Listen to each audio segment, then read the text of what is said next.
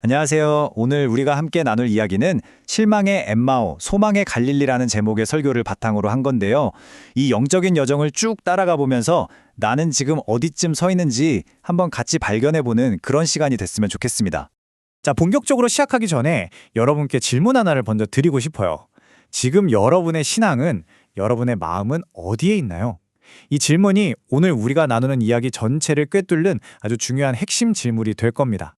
오늘 우리는요, 크게 세 곳의 장소를 이정표 삼아서 우리의 영적 상태를 한번 짚어볼 거예요. 예루살렘에서 시작해서 실망의 길이었던 엠마오를 거쳐 마침내 새로운 소망의 땅 갈릴리로 향하는 그런 여정입니다. 자, 그럼 첫 번째 이정표부터 한번 살펴볼까요? 오늘 우리가 이야기할 예루살렘, 엠마오, 그리고 갈릴리, 이 세 곳은요, 그냥 지도에 있는 어떤 장소 그 이상입니다.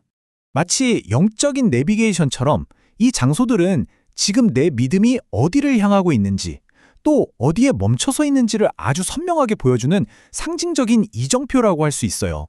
그럼 그 첫 번째 장소, 바로 예루살렘으로 한번 들어가 보겠습니다. 제자들에게 예루살렘은 도대체 어떤 곳이었을까요? 그들은 그곳에서 무엇을 꿈꿨을까요? 제자들의 머릿속은 온통 세상적인 기대로 부풀어 있었어요. 예수님이 로마를 무찌르는 아주 멋진 왕이 되실 거고, 그러면 새로운 나라가 세워지고 자신들은 거기서 높은 한 자리씩 차지하게 될 거라고 그런 상상을 했겠죠. 한마디로 세상적인 성공과 영광, 바로 그거였습니다. 결국 예루살렘은 뭐랄까? 세상의 논리로 성공을 꿈꾸고 권력을 쫓는 사람들의 최종 목적지 같은 곳이었던 거예요. 모든 욕망이 실현될 거라고 믿었던 바로 그 도시였죠. 하지만 그 화려했던 꿈, 예루살렘에서 품었던 모든 기대가 예수님의 십자가 앞에서 산산조각 났을 때 제자들은 완전히 다른 길 위에 서게 됩니다. 이 화면을 보시면 그 차이가 정말 극명하게 드러나죠. 성공을 향해 올라가던 오르막길, 그게 예루살렘이었다면 엠마오로 가는 길은 모든 걸 잃고 절망 속에서 터벅터벅 걸어 내려가는 내리막길이었어요.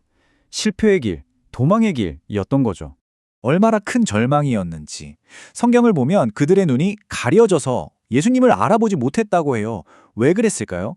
바로 그들 스스로 만들어낸 세상적인 성공에 대한 기대, 그게 깨지면서 온 실망감이 진실을 볼 수 있는 영적인 눈을 완전히 가려버렸기 때문이에요. 부활하신 예수님이 바로 곁에 계셨는데도 말이죠. 자, 그렇다면 이 어두운 상태에서 어떻게 변화가 일어났을까요? 꽉 닫혔던 그들의 눈이 어떻게 다시 열리게 됐는지 그 결정적인 전환점을 한번 살펴보겠습니다. 설교에서는 우리의 영적인 상태를 본질상 진노의 자녀라고 설명해요. 좀 어려운 말 같지만 쉽게 말하면 이게 우리의 기본값 같은 거예요. 성공과 실패, 이익과 손해라는 이 세상의 논리에 너무 익숙해서 하나님의 방식을 도저히 이해하지 못하는 영적인 맹인 상태. 제자들이 십자가를 이해할 수 없었던 이유가 바로 여기에 있었던 겁니다.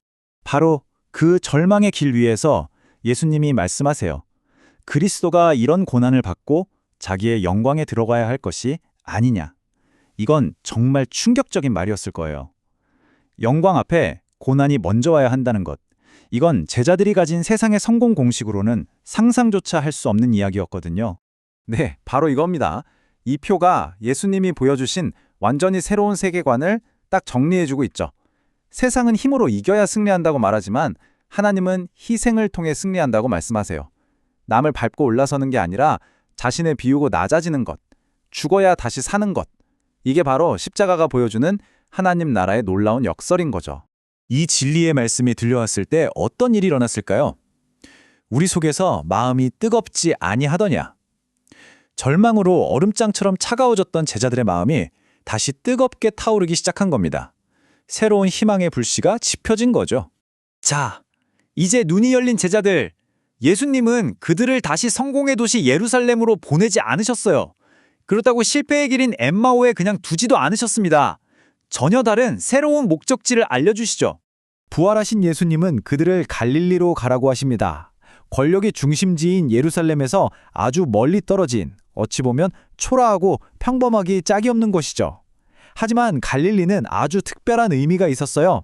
바로 그들이 예수님을 처음 만나고 그 위대한 여정을 시작했던 첫사랑의 장소였으니까요. 갈릴리에서 예수님이 가르치셨던 말씀들을 한번 보세요. 가난한 자가 복이 있다. 원수를 사랑해라. 마지막 된 자가 첫째가 될 것이다.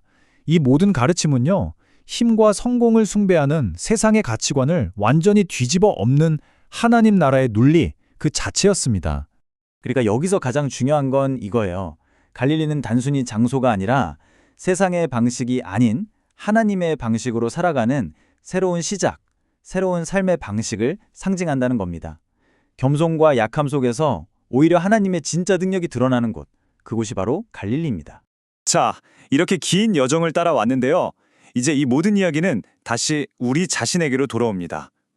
우리가 맨 처음에 던졌던 그 질문 기억하시죠? 십자가와 부활 사건은 우리에게 엄청난 걸 보여줬어요.